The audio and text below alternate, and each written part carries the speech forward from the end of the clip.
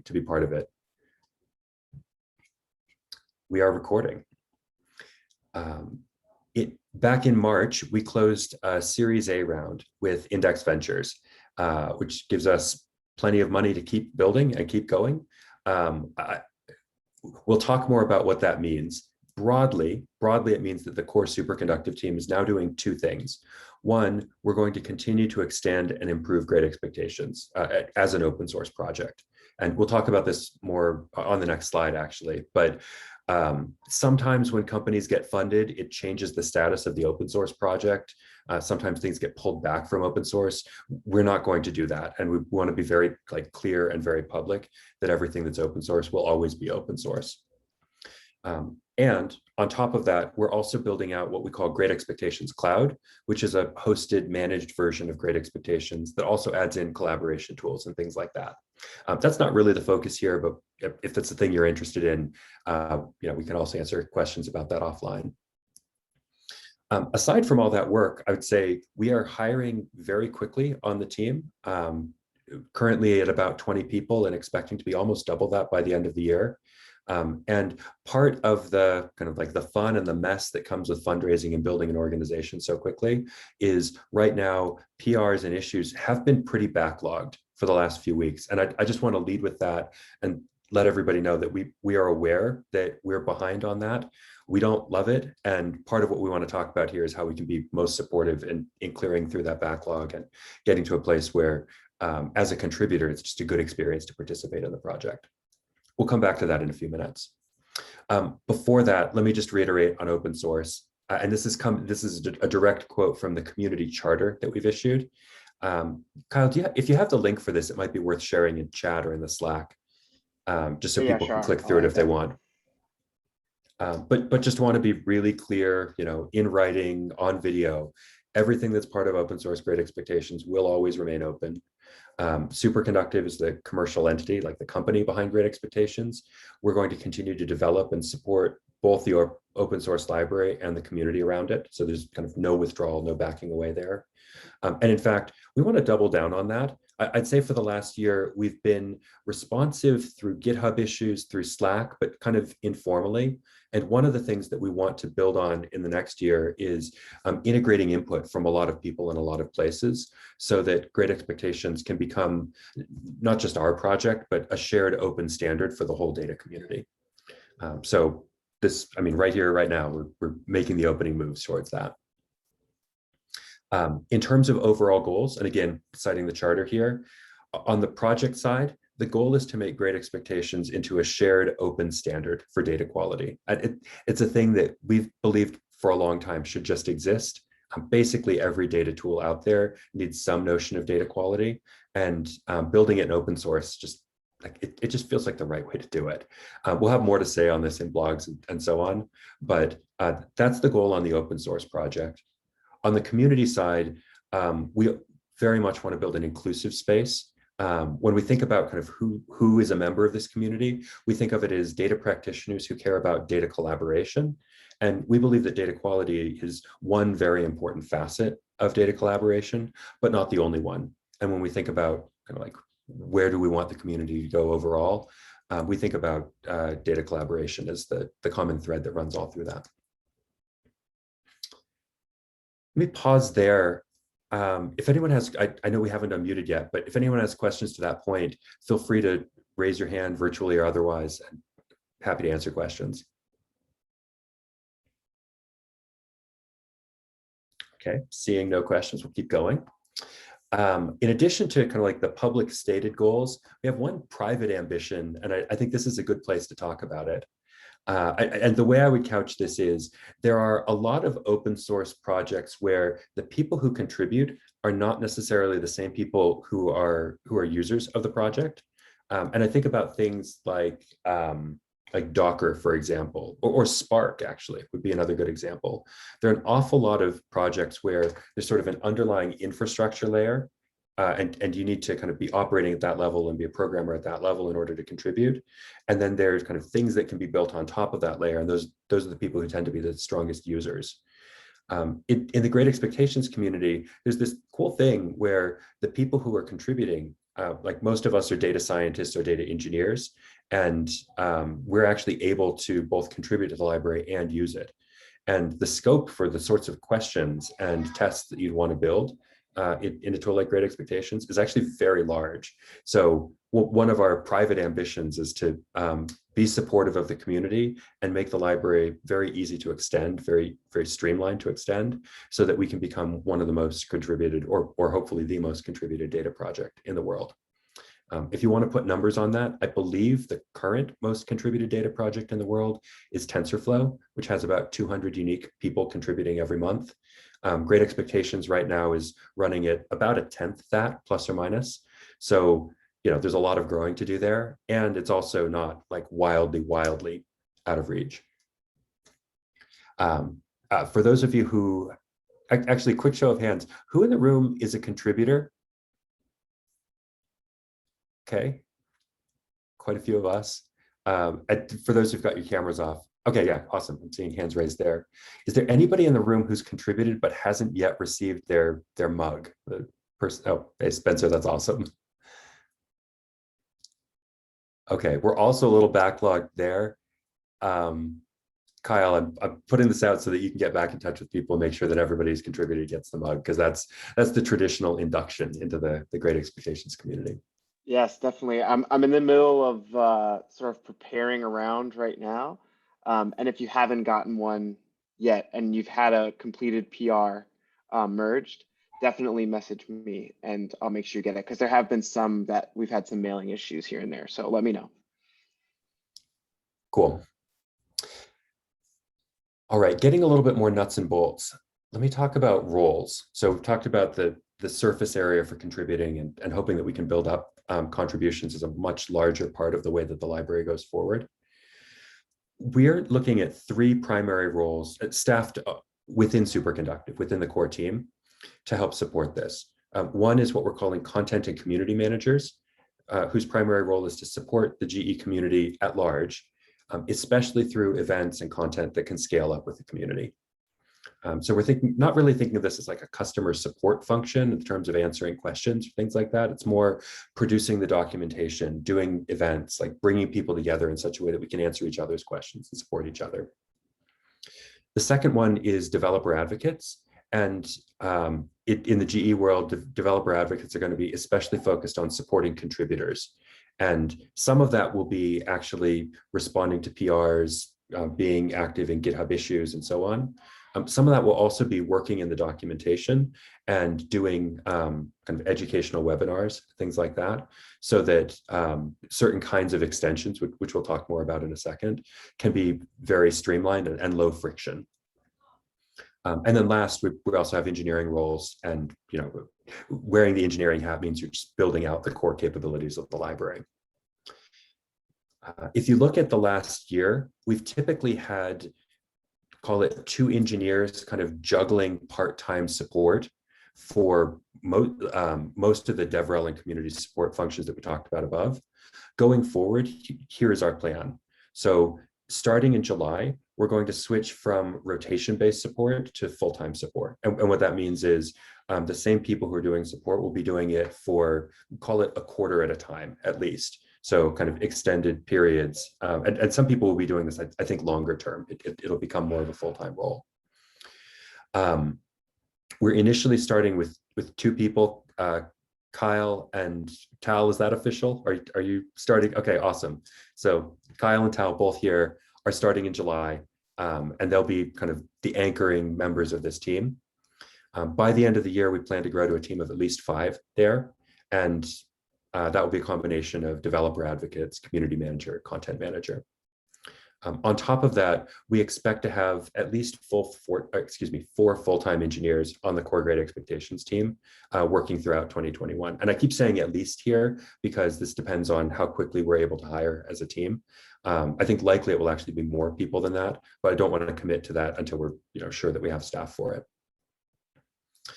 Let me pause again there and ask any questions on kind of roles, support, that direction for how people we plan to put in seats to help support the community. Okay, got at least one no. All right, moving forward then, the things that we have looked at as kind of near-term priorities for both of those teams together, both developer relations and engineering, are here, these four things. So one, we're currently working on a fairly extensive documentation revamp. We'll have more to say about this soon, but the basic gist is, I'd say two major parts. One is organizing it so that it breaks out the moving parts of Great Expectations into a few major buckets and just clarifies how those pieces work together. One of the pieces of feedback that we consistently get from the community is setup just feels kind of complicated and hard, and we want to make that very streamlined and very modular. So this is one step in that direction. The other thing that we're doing as part of that process is we're bringing most, if not all of those docs under full test, which means that when we talk about integrating with Snowflake, for example, and like here are the steps, those steps will be under a full integration test so that if Snowflake changes things, if parts of our infrastructure change, like there'll be good integration and regression testing. It hasn't been a huge issue in the past, but it's actually made us a little bit reluctant to put too many things in the documentation, because without that full integration testing framework, it's hard for us to assert strongly that things would continue to work in the future. And there were a few examples of regression. So by bringing things under full test, we hope to be in a place where we just kind of gain ground and hold it as a project, even when we're doing things that are tied into external systems that aren't with our libraries. Second thing is profilers. So we're hard at work on automated profilers, making those much more kind of composable, extensible. I'm really like, in terms of just shiny parts of the project, the ability to take data, run it through a profiler, and come out with a smart set of rules, maybe with some back and forth with the developer controlling the process. It's just a really cool technology. It's very shiny. So we've got a lot going on there. We're excited to kind of take the lid off soon. Two more things: streamlining contributions, especially expectations and data sources. When we look at where a lot of the contributions coming into the project are focused, not all, but a lot of them are focused on new data sources, extending Great Expectations to cover additional things. And so we see the ability to make that a kind of crisp, repeatable process. It's just a like very helpful thing for the library's functionality overall. Especially when you combine it with this notion of integration testing that we're doing, building into documentation.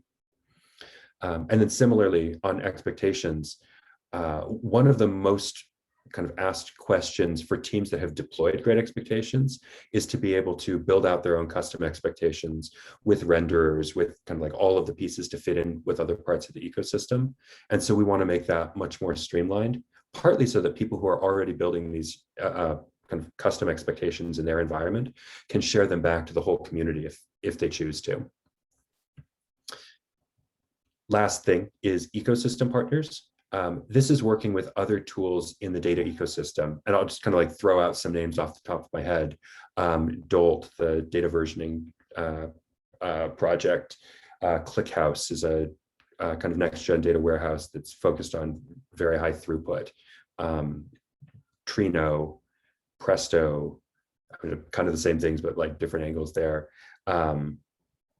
We just, like, every month there are at least one or two other projects in the space that reach out to us and say, hey, we'd like to build a reference architecture to show how our projects can work together. And we want to be able to more fully support that as well. So those are the things that are kind of in our heads as core developers on the project. What I'd like to do next is open the floor up to everyone here to talk about other things that you have in mind, other ideas, because we definitely don't see this as a closed list. And I think you'll see this kind of strong bias for us as a team to trying to enable other people to contribute. So one of the things I'm very much hoping to get out of the next 20 minutes is your ideas, to see if they fit into that roadmap, if they need to stretch the roadmap in new directions. So Kyle, can we unmute to start off with? And let's start with voice. And I think once we get going, we may switch over to Slack as a way to kind of share things in writing and maybe do some polling. All right, I set it up so anyone can unmute if you want to unmute. Hi. I'm John. I have a question about the V2 and V3 APIs. Uh, when will the V3 API no longer be considered experimental? And are the V2 and V3 APIs intended to have the same feature sets? Let me answer the second question first and then work back to the first. So are V2 and V3 intended to have the same feature sets? No, not really. And the reason is the batch KWRs that were a centerpiece in V2, as an API, it just doesn't support all the things that you can do with a batch request. So for example, one of the things that is an important feature of a lot of the profilers that we're developing is the ability to look back across time, across multiple batches, and bootstrap parameter estimates and things like that. It's the sort of thing that like you could kind of twist the arm of the old batch KWRs API to do that, but it didn't lend itself to that particularly well. And so like things like that we see as part of the V3 feature set, but not part of the V2 feature set. John, does that help? Is that clear on at least that part of the question? Yeah, I guess sort of like features that are supported in V2, are they all supposed to also be supported in V3? Uh, it sounds like you might have something specific in mind. Well, for example, the custom rendering in V2 seems to have broken in It hasn't recent versions. propagated through. So you have to use the V3 API to do custom expectations. So it seems like some features are sort of getting lost in the V2 API. Yeah. So Spencer, I'm not going to put you on the spot yet. That is exactly the kind of question that we are working through to decide when to make the switch from V2 to V3. And I think the way I would describe it is we want to have a migration guide for everything.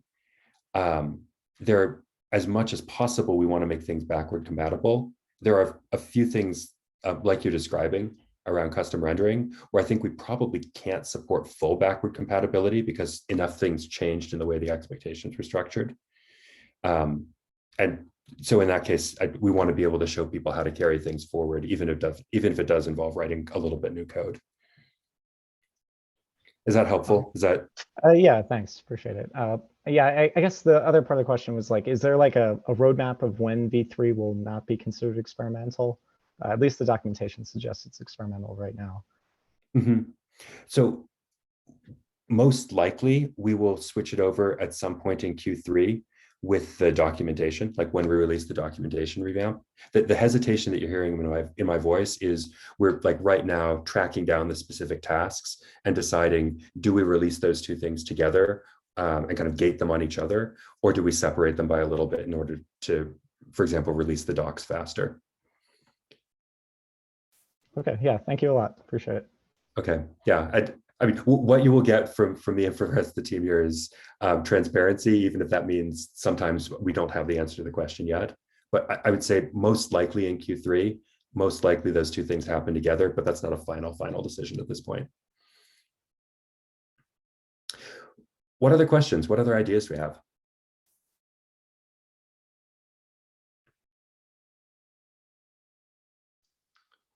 Looks like we're getting some stuff coming into the chat. Eventually, yeah. Patrick, I see you've unmuted. Yeah, go ahead. Yes, thank you. Yeah, so we have been working with a data source which isn't supported officially now in the. So it's an IBM DB2 data sources.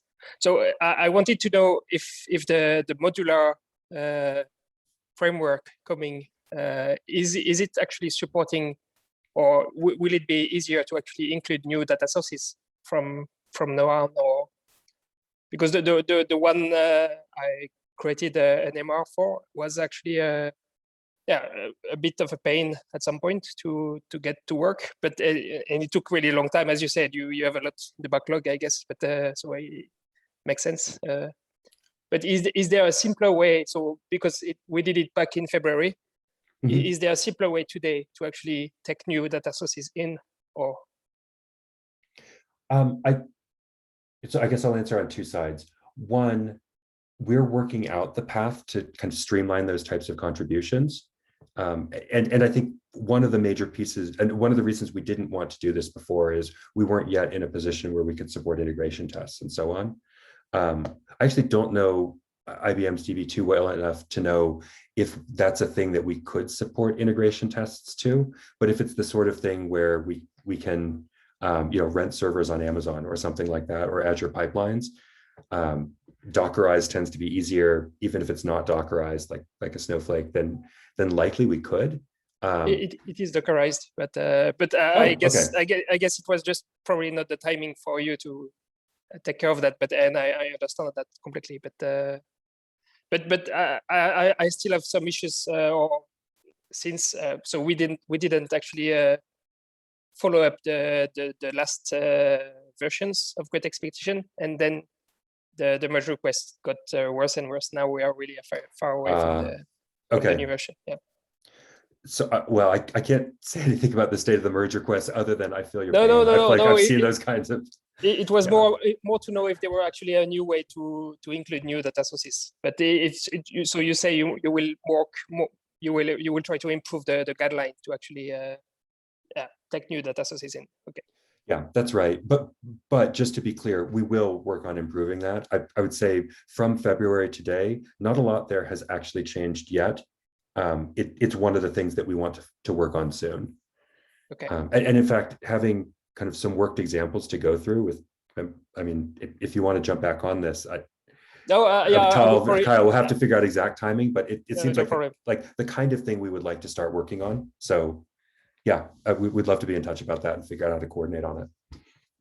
And maybe a completely different thing.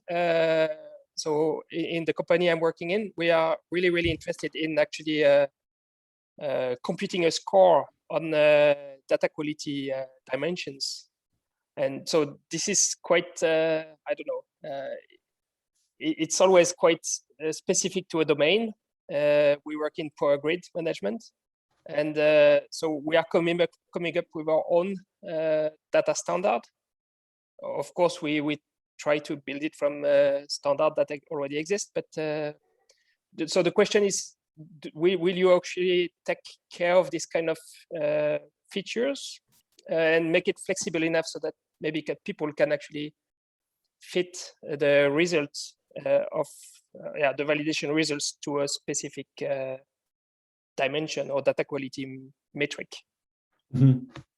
I mean, short version is we see two avenues for that. One is profilers. And so just to give you a little bit of a preview, as we've developed profilers, we felt that it's very important for them not to turn into black boxes and to remain kind of inspectable and just like developable, maintainable. When you kind of pull that thread, what we've discovered is the right way, or at least what we believe is a very productive way to think about profilers, is they're checklists of questions where you can delegate the asking of those questions to the profiler. And once you start thinking about it in those terms, most data quality scores, I won't say all data quality scores, but most of the things people are thinking of when they say, I want to create a data quality score, fit into that framework of a checklist of questions that you ask and delegate to the profiler. So the kind of core constructs that we're building there, it's not so much that we're building the data quality score, even for any given industry, but we're trying to build a framework where constructing scores like that just becomes one of many types of profilers that you can construct, and it becomes a like streamlined. It's easy is always relative, but like a straightforward activity, right? So, and these profilers, can we try them today, or will they come in future release? They'll come in a future release. And this is one where I wasn't able to sync up with the profiling team before today. So I actually don't, the goal was to have it done by the end of June. Candidly, I think we're going to slip on that a little bit. Okay. So I think it'll be also in Q3, but coming soon. Coming soon, yeah. Great, thank you. Yeah. And if anybody on the profiler team wants to jump in and say like, no, it really is going to be the end of June, let me know. But like last I heard. I'm hopeful that it's the end of June. Yeah, okay. I think it's looking pretty good. It's going to be pretty experimental, but it will be totally usable. Okay, that's awesome. That's awesome, and news to me too. Let's see, Kyle, I can't actually see chat on my screen. It's in the Slack chat. Oh, it's in Slack. Okay, let me jump over there. I have a question in the meantime. Mhm. I was wondering if you could expand on the ecosystem. Because I think, I mean, you guys were just talking about profilers. It would be interesting if we could get other people's profiles and what they've done and other, yeah, if you could just explain how you envision that. Let's see, when you say other profile, who are you thinking of there? Or are there specific other tools? No, there's no other tools. I'm just like, I mean, if you follow the support, everybody's sort of using GE in their own sort of way. And for me, Mm. I'm constantly getting new ideas on how to use GE just by looking through the support Slack. So it'd be interesting if we had an ecosystem where we had how people have sort of used it. And I know you guys have like you have the tell and shared and so forth, but I think the ecosystem could be a very good way of everybody sort of coming together. Yes, well, and I think you're right to point to profilers as a kind of specific artifact in the GE ecosystem that's going to be interesting for that. As we've thought about what's the sort of like the app store for open source GE, profilers become a thing where you can roll up a bunch of expectations into them. They can be addressed very much to a specific workflow or specific industry. And so there's a lot of surface area there for plugging into interesting problems. If you want to get into a slightly longer term roadmap, we have some ideas for like a shared gallery for presenting those and sharing them. And we need to release the feature before we go there. I think in the meantime, we could think of some other mechanisms for us to show and share that will be a little lower tech. Travis, I'll definitely DM you to sort of follow up on that idea a little bit more if you're interested. Yeah, for sure. Cool, thanks. All right, I'm looking off to the side now because this is where Slack is showing up for me. Rainu, apologies if I'm pronouncing that wrong. Which is it? Rainu, no worries. Rainu, okay.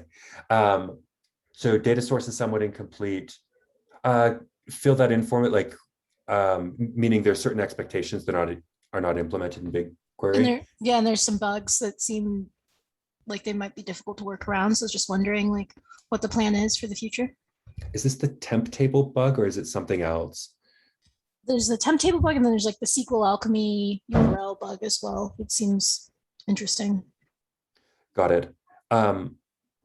So a short version is BigQuery is, I'm looking to see if there's I don't think the people who are in the room could verify this. Ben, maybe you know. BigQuery is one of the docs that we are bringing under test next. And so I would expect that as we're doing that, things like this will surface.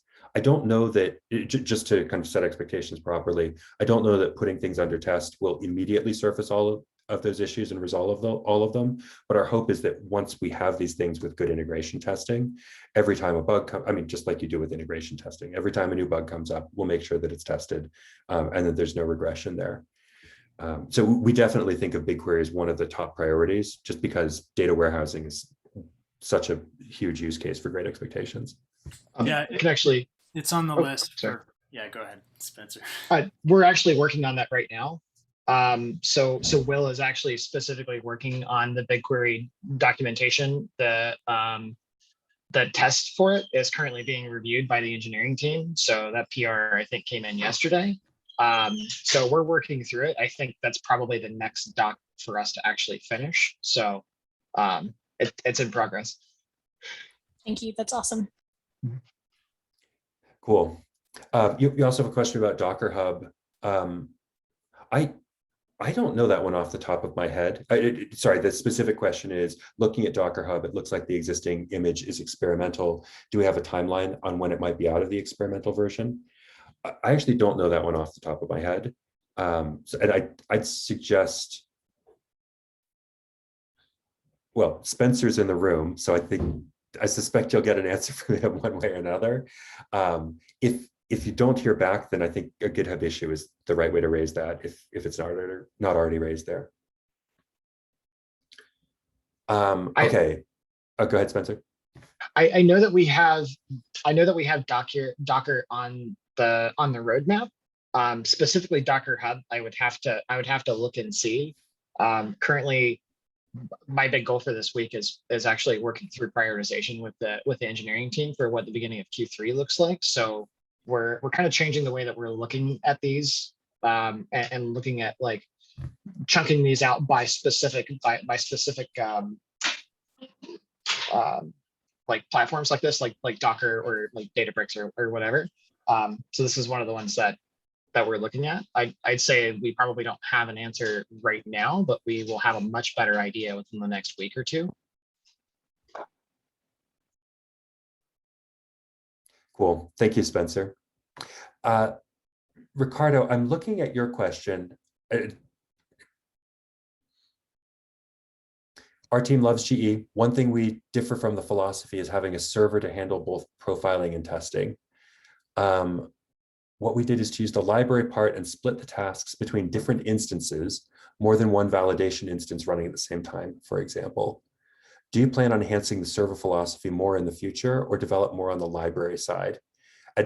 Ricardo, I think you're pointing to an architectural question and boiling it down to server versus library. Can you unpack that a little bit more for us? Yeah, no, I believe I don't know if my question was that, how can I say, whatever. But my question is more on this side, like John asked, like sometimes, and for our team, we especially use Athena, and sometimes when we run the validations on Athena, it gets quite, how can I say, it's slow. Not the best. And then we enhance some stuff on the Athena validations and so on. But my question, and then we realized that we needed to parallelize like the execution of these things. So that's why we created a script that we actually, how can I say, we deploy our instances on AWS with the same, how can I say, specifications with the same like code for every for the GE part. So my question is more related on, do you plan on having something like parallel on the execution, you see, or more specifically on one instance running like the validations and the profiling? Mm-hmm. I see. So I think there are two levels at which you, and this is going to be wrapped up, John, with your next question. There are two levels at which you could tackle the question about parallelization. One is if you leave the current architecture of Great Expectations in place and just do like lots of data or lots of expectations from different servers. The other way that you can parallelize is actually kind of more closely compiling the expectations into a single query or a smaller number of queries, and then pushing that down to whatever your execution engine is itself. So Spark, Snowflake, Athena, like whatever you're using there. Our working hypothesis is that the gains from doing the second will be much more immediately useful. And so, John, like your question on instead of running every expectation sequentially, being able to do much more parallelizability, we would love to get into that. It's not a simple problem, but there's a lot that could be done fairly quickly, I think. Yes, I mean, for example, like I've experimented with just running queries with multiple threads. It seems to work fine. And just combining into a single data docs, it seems like we should have some library support for that. And like, I mean, I was actually planning on writing a PR to do something like that. I just want to make sure that's like in the right direction that you plan to be going. There's multiple approaches you could do that. So it'd be nice to have some assurance that if I do some work towards that end, that's going in the right direction, it might be merged in. Yeah, I think for that specifically, well, and check me on this, there's the actual running of the query. There's also the rendering and building of data docs. Are you talking about both of those or one? I mean, running the queries is what is slow. So that's what I think is important to multi-thread. Okay. I mean, for that, what I'd suggest is we should get some time for you and James, who's the kind of primary architect and CTO, to sync up. just because I think probably in half an hour, you can get to a point where the two of you agree on like, here's the right insertion point for that code. He's also thinking about this. We just haven't had the time to build it yet. And like, that would be amazing. It would be so helpful for so many people. Okay, cool. Yeah, that sounds great. Thanks. Ricardo, I don't know that completely answers your question, but I think it depends. If the question is about how do we make it faster, I think that's probably the best avenue for making things faster in the short term. Mm-hmm. If the question is, do we want to take a kind of a stronger role with client server? Well, that's a separate question. Well, I mean, I believe this is not the most easy of the answers, right? Because this is more on the architecture level. So my question was more involved on this side, like, are we in the future going to work with the architecture of having one server to run everything, or do you believe that having multiple instances running the same configuration would be something to consider? Mm-hmm. I'm just pausing Or because you've there are a lot of thought about it. No, I'm trying to figure out if there's a clean way to slice it. So just from a workflow perspective, we believe that it's going to be very helpful and useful for teams to have one place where their expectations are shared. So I think there is a role for sort of a metadata hub that holds your expectations. Now, from there, where the actual validation happens, that could happen in a whole bunch of different places. So I wasn't sure if you were asking, do you want to have federated stores where you could be storing your metadata and expectations validation results in lots of places? Mm-hmm. Or, yeah, so if there's, okay. Yeah, so from that perspective, yes. And in fact, one of the things that we're thinking of as kind of a primary benefit of Great Expectations Cloud is actually providing that server interface so that there's a clean API and a way to do that federation. Sorry, I used federation the other way, a way to be able to centralize your metadata while distributing your validation and all of the connections into it. Mm-hmm. Nice, got it. Thank you. Cool. These are awesome questions. Thank you. One thing that I've noticed at our community events is it seems like every time we just go deeper, right? Like there are people who've gotten kind of deeper in specific use cases and specific features. So I don't know, I love that. Let me come back for a moment to ways to get involved, and then we'll use the last few minutes just to open it up for any questions, any kind of back and forth people want to get into. I believe I'm still sharing my screen. Let me know if you can't see it. Kyle, you've highlighted everything. It's all pink. Oh, whoops. You're good, by the way. I can see your screen. Okay, cool. So just to give people avenues to participate, I think a lot of people have come with ideas already in mind, but in case you weren't aware, one way you can contribute is by contributing to Great Expectations. GitHub issues, PRs are awesome. We'll also be supportive in Slack. There, if you're not in it already, there's a, pardon me. Wait, Kyle, did we rename it? It used to be called Contributions. Do we still have the Contributions channel? Contributors? Yeah, we do. Okay. Oh, I see. I logged in from my personal account, and my personal account is not a contributor. Okay, that's why. Okay, so contributions. A second one that's just timely right now, as part of the kind of announcement after our Series A raise, we published the Great Expectations Charter. And so let me just click through to that so that everyone has a chance to see it quickly. This is intended as an enduring statement about how, like, where we want the project to go, how we want to engage with the community, and just kind of the impact that we want to have on the world. This is open for feedback right now. I think broadly, most of the people we've talked to about it have said, yeah, that seems great. You know, go do your thing. But like, we want this to be a community thing. So if you have feedback, if you have ideas on this, we're open to that. Related, we're going to be collecting endorsements for that, both from current contributors and from other projects in the space, just to help build momentum and kind of social proof around the role that Great Expectations is playing in the ecosystem. So no immediate action needed there, but we'll be reaching back out to people to ask, like, hey, if this is a thing that you believe should exist and you want to support the team in making it happen, then just signing on to that would be helpful. Third, and this goes back to what you brought up a few minutes ago, Travis, presenting at an upcoming community show and tell.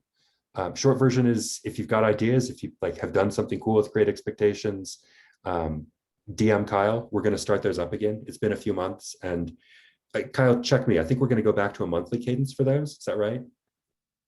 For newsletters? For community show and tell. Yes, for show and tell. We're going to shoot for monthly. Yeah, that I would love for that to work out. Maybe it could be like a little bit longer between. So if anyone wants to sign up for the show and tells, definitely let me know. You can check out, we have 2 videos of them up right now if you want to see sort of what you're getting into. Okay. Patrick, I kind of want to nominate you for one, by the way. You guys are working on some cool stuff. Cool. Fourth, we've hit this one pretty hard already, but we're hiring. So if you're interested in joining, if you know people who are interested in joining the team, we're doing cool stuff. And yeah, excited to be joined by more cool people soon. And then the last one, which not the focus here, but we are in the design partnerships phase for Great Expectations Cloud. If you're interested in that, we've got it's kind of buried on the website. It's hard to find, but we've got a link that you can sign up for. And yeah, if it's a thing you're interested in, we're right now working with a small number of design partners and expecting for that to expand pretty soon. So those are some ways you can get involved. Thanks again to everybody for joining. We've got a few minutes left. I'm just gonna go and put up this, actually, that's dumb. I'm gonna stop sharing my screen and then we can just talk. Feel free to stick around if you have questions, if you have ideas, if there's anything else you want to discuss. Kyle, maybe we turn off the recording so it's more informal.